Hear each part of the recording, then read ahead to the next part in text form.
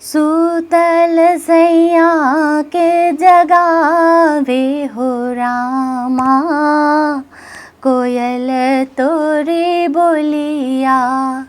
सूतल सैया के जगावे हो रामा, कोयल तोरी बोलिया।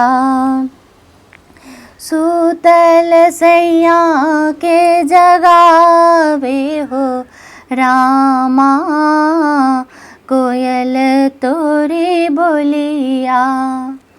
रोज रोज बोले कोयलर साझ रे बिहनवा, रोज रोज बोले कोयलर रोजे रोजे बोले कोयलर साझ रे बिहनवा। आज काहे बोले आधी रतिया हो रामा, कोयल बड़ पापी।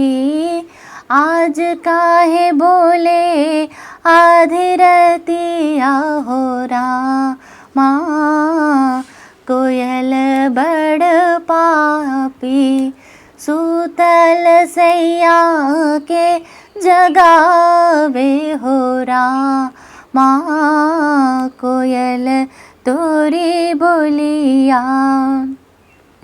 हो खेत बिहान कोयलर खोतबो उजरबो, हो खेत बिहान कोयलर, हो खेत बिहान कोयलर खोतबो उजरबो।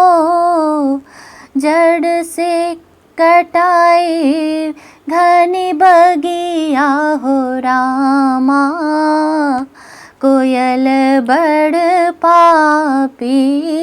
सूतल सैया के जगावे हो रामा, कोयल तोरी बोलिया।